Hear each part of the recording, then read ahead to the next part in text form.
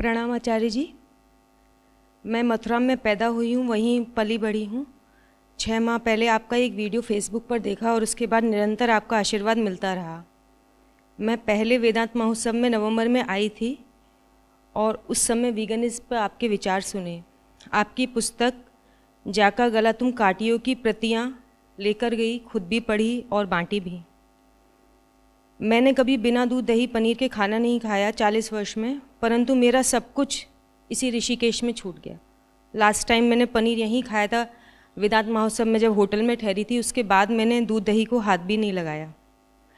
परंतु वापस जब अपने मथुरा शहर गई और वहाँ की स्थिति देखी तो बहुत वेदना उठी। गौवंश सड़क पर घूम रहे हैं। तीर्थ स्थान होने के कारण हजारों रेस्टोरेंट हैं, परंतु दूध दही पनीर देसी घी के बिना कोई व्यंजन वहाँ नहीं बनता। देसी घी में बनी कचौड़ी, जलेबी और मिठाइयाँ वहाँ का एक स्टेटस सिंबल है और भगवान का प्रसाद माना जाता है।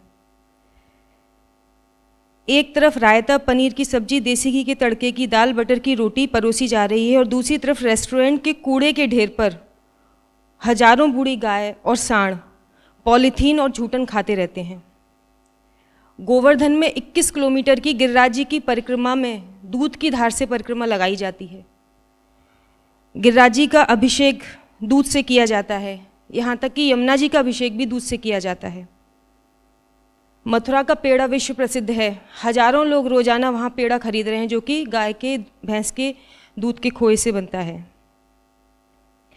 आचार्य जी, चारों तरफ मैं वहीं रहती हूँ, रोजाना ये सीन देखती हूँ तो बड़ी व्यथा उठती है। मैंने अपनी ओर से कुछ कहने का प्रयास किया,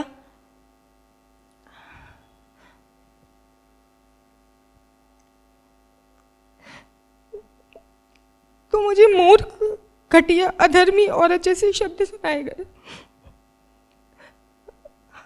मुझसे पूछा गया कि आपने कितनी गाय पाली हैं। कहा गया कि हमारी गौशाला में आकर देखिए हम गाय को कैसे रखते हैं। कुछ कहने पे कहा गया कि आप वामपंथी हैं, आप सोयाबीन का व्यापार बढ़ाना चाहते हैं, ग्वालों का नष्ट करना चाहते हैं, कृष्ण के विरुद्ध बातें करते हैं। कुछ ने कहा कि गाय के बछड़े को सिर्फ 12 दिन तक दूध की ज़रूरत होती है, उसके बाद वो चारा खा सकता है। ज़्यादा दूध पीने से बछड़ा बीमार हो जाता है, सुस्त हो जाता है। यहाँ तक कि आपके लिए अपशब्द कहे जो कि मेरी सुनने की सामर्थ्य से बाहर थे। कहा गया कि आप उपनिषद की बातें करते हैं, तो बताएं बिना घी के कैसे यज्ञ और हवन होगा। आचार्य जी, चारों तरफ मथुरा में और ब्रज क्षेत्र में इस तरह दूध को लिया जा रहा है और गाय भैंसों का जो शोषण हो रहा है, और कोई भी कुछ भी सुनने समझने को तैयार नहीं है। तो इस पर थोड़ा मार्गदर्शन करें कि कैसे मैं अपनी बात को उन लोगों से कहूँ। धन्यवाद। माँ का दूध पीने में क्या बुराई हो सकती है? बिल्कुल कुछ नहीं।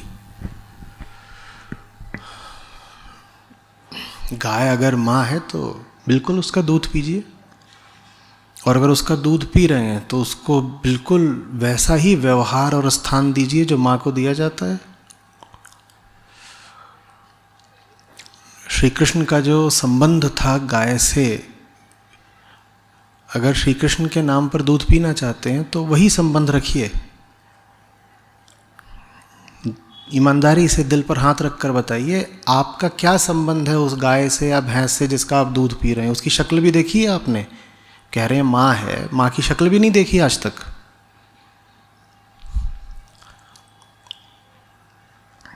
ये जो इतने बछड़े पैदा होते हैं, इन्हें कौन खिलाएगा? कोई नहीं खिलाता, क्योंकि दूध का तो व्यापार है ना, और व्यापारी किसी को मुफ्त में क्यों खिलाएगा? जो बछड़ा पैदा होता है उसका क्या होता है? वो बेच दिया जाता है, वो कटता है, उसके ही मांस का निर्यात होता है। गाय यदि माँ है तो बछड़ा कौन है? आपका भाई है। कैसे भाई है आप अपने बछड़े को कटने देते हैं? बिल्कुल जो संबंध आपका अपनी जन्मदायिनी माँ से है, प्राकृतिक माँ से है, शारीरिक माँ से है, वही संबंध गाय से रखिए, फिर मुझे कोई आपत्ति नहीं है। बिल्कुल वैसा ही संबंध रखिए जैसे माँ का चरण स्पर्श करते हैं, जैसे माँ को बिल्कुल सहेज कर रखते हैं, वैसे ही रखिए फिर उस भैंस को भी जिसका आप दूध पीते हैं, क्योंकि दूध तो गाय से ज़्यादा भैंस का चलता है। भैंस को घर लाइए, भैंस को बिस्तर पर सुलाइए, भैंस से बिल्कुल वैसा ही आत्मीयता का रिश्ता रखिए जैसा माँ से रखा जाता है, फिर कोई बुराई नहीं है। पर वो रिश्ता नहीं है और आप उसका दूध निकाले ले रहे हैं, तो ये शोषण है, बिल्कुल है। और आपको भी पता है कि ये निरी क्रूरता और शोषण है, जो पी रहे हैं उनको भी पता है। और वो जो उसका पड़वा कट रहा है, आप जानते हैं भली भांति कि कट रहा है। जो पी रहे हैं दूध, उनसे बस इतना पूछिए ना कि भारत दुनिया में बीफ का सबसे बड़ा निर्यातक कैसे है, बस इतना बता दीजिए। वो कहाँ से आया सारा भैंस का मांस या गौवंश का मांस, कहाँ से आया? कहाँ से आया? वो दूध से आया। पीजिए दूध, दूध पीने में क्या बुराई, पीजिए दूध, माँ का दूध पीजिए। ऐसा भी होता है कि माँ का दूध पिया और माँ जब बूढ़ी हो गई तो उसका काट करके मांस निर्यात कर दिया, ऐसा भी करते हैं क्या? गाय का दूध पीने में, माँ का दूध पीने में कोई बुराई नहीं, पर फिर जिस भैंस का आपने दूध पिया वो कटी क्यों? आपका शरीर है, आप कुछ भी पी सकते हैं, मुझे कोई समस्या नहीं है आप अपने शरीर में क्या डाल रहे हैं। आपको दूध डालना है आप दूध डालिए, आपको जहर डालना है आप जहर डालिए। मुझे समस्या ये है कि उस गाय या उस भैंस के साथ क्या हो रहा है जिसका आपने दूध तो पी लिया और फिर कटवा डाला। मुझे ये बता दीजिए, बस मुझे समझा दीजिए, भारत इतना मांस, इतना बीफ कैसे निर्यात करता है, मुझे ये बता दीजिए। पीजिए दूध, जितना दूध पीना हो पीजिए।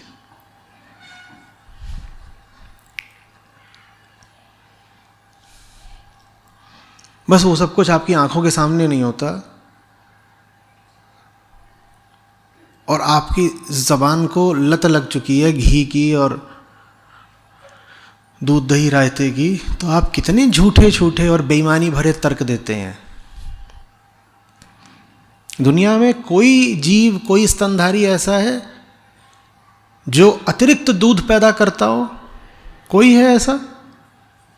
बस भैंस और गाय ही ऐसी हो जाएंगी कि उनके बच्चों को जितना चाहिए उससे 20 गुना अधिक दूध पैदा करेंगी।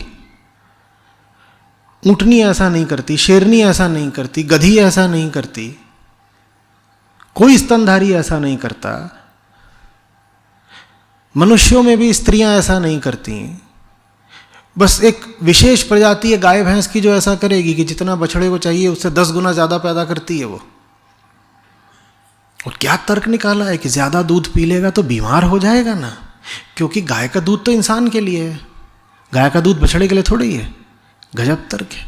कौन सी प्रजाति ऐसी है जिसका दूध उसके बच्चे के अलावा किसी और के लिए होता है? शेर का बच्चा गधी का दूध पिएगा? बता दीजिए। ऊंट का बच्चा घोड़ी का दूध पिएगा? तो आदमी का बच्चा भैंस का दूध क्यों पीता है? हम कह रहे हैं भैंस इतना दूध देती है कि उसके बच्चे की जरूरत से ज्यादा है, लेकिन एक स्त्री जितना दूध बनाती है वो उसके बच्चे की जरूरत से कम है। वाह वाह। मनुष्य जितना दूध अपने शरीर से पैदा करता है माँ के रूप में, वो बच्चे की ज़रूरत से कम है। अच्छा, तभी तो हमें और पीना है। लेकिन भैंस जितना दूध पैदा करती है वो बच्चे की ज़रूरत से बहुत ज़्यादा है। गजब तर्क दिया है भाई। बेईमानी में पीएचडी कर रहे हो। आचार्य जी, वो ये कहते हैं कि हजारों साल से मनुष्य दूध पी रहा है, तो क्या हमारे हजारों साल से क्या, लाखों साल तक मनुष्य बिना चड्डी पहने घूमता था। तो मनुष्य की विकास यात्रा पता है ना कितनी लंबी है। वस्त्र पहनना तो हमने अभी शुरू किया है, कल परसों, विकास यात्रा के संबंध में। दूध पीने वाली बात में ये तर्क कहाँ से आ गया? हजारों हजारों साल कितना होता है? कुछ नहीं होता। हमारी विकास यात्रा करोड़ों साल पुरानी है। हम पहले निर्वस्त्र घूमते थे, भाषा भी नहीं थी। अगर इतिहास का ही हवाला देना है तो तब तो मोबाइल फोन भी नहीं था, उसको ही मत इस्तेमाल करो।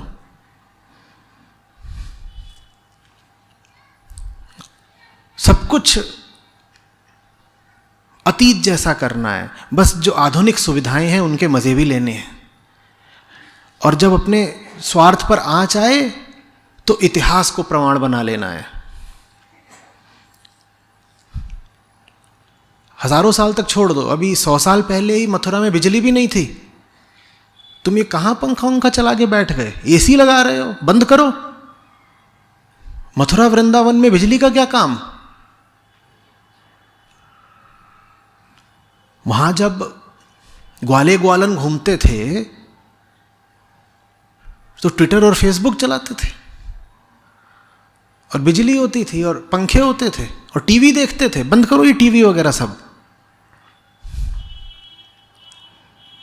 क्यों व्यर्थ के कुतर्क, बेकार की बात? किसी से कुछ लेने का अधिकार तब होता है जब उसे समुचित अनुपात में दें भी। माता और शिशु का संबंध बहुत विशेष होता है। शिशु ले सकता है मां से, आप भी ले लीजिए गाय से, पर फिर ईमानदारी से उसको मां का स्थान दीजिए, दे दीजिए। बिल्कुल वैसे ही जैसा आप अपनी मां को देते हैं, वही स्थान फिर गाय को दीजिए, फिर पी लीजिए उसका दूध। फिर बछड़े को भाई मानिएगा, बिल्कुल बराबर का।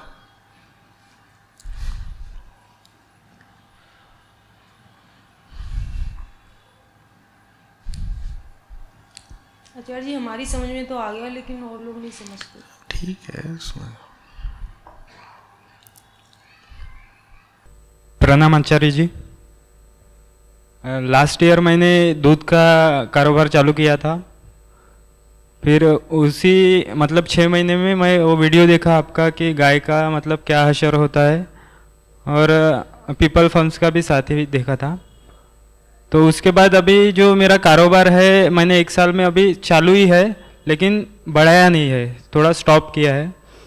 तो मेरा एक क्वेश्चन है कि अभी वो मेरे साथ में 10 लोग जुड़े हुए हैं, कम से कम 40 फार्मर्स जुड़े हुए हैं, और कुछ मेरे कस्टमर्स जुड़े हुए हैं। तो उनको मतलब इस बिजनेस तो किस मतलब कैसे टिल्ट किया जाए?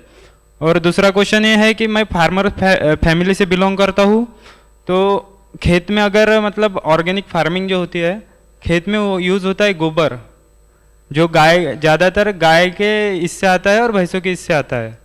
तो गोबर के अलावा फिर हम खेती में क्या यूज़ करें? फर्टिलाइजर्स तो यूज़ नहीं कर सकते, और गोबर अगर गाय पालते हैं तो सिर्फ गोबर के लिए नहीं पाल सकते, तो इकोनॉमिकली वो बहुत लॉस मेकिंग हो जाएगा।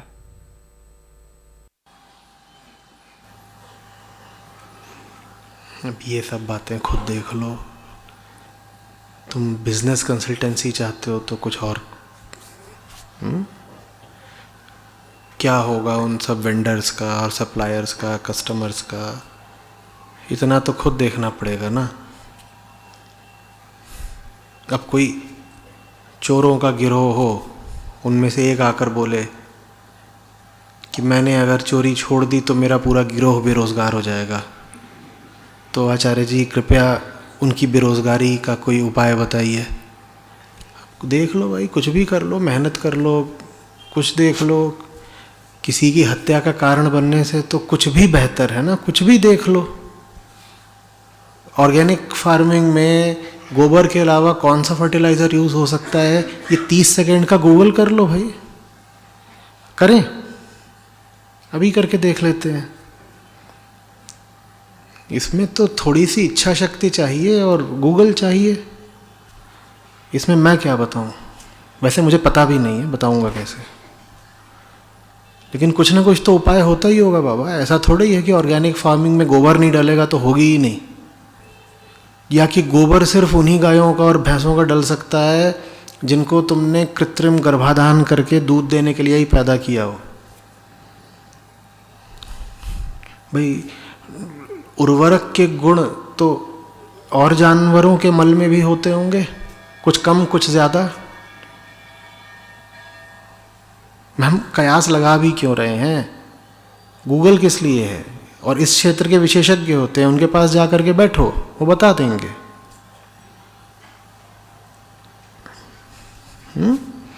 और ये कोई प्रश्न नहीं होता है कि अगर ये बंद कर दिया तो रोजगार का क्या होगा, उनका क्या होगा, फार्मर्स का क्या होगा।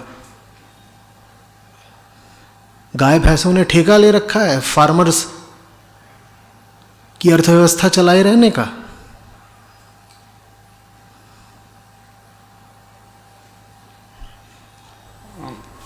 इस पे सर मैंने एक उपाय सोचा था कि मतलब जैसे आपने कल बोला कि गायों का अगर माओ जैसा मतलब आई जैसा पाला जाए तो ये उपाय नहीं होता, ये प्रेम होता है। जब उपाय बना लेते हो उसको धोखाधड़ी होता है कि ये उपाय निकाला है मैंने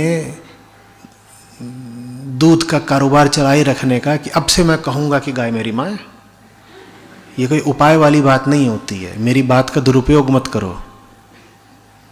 और वो बात मैंने व्यंग के तौर पे कही थी, क्योंकि वैसा तुम कर ही नहीं सकते इसलिए कहा था। वैसा तुम कर सकते होते तो सबसे पहले तुम उसको धो कैसे रहे होते? अपनी माँ को धोता है कोई?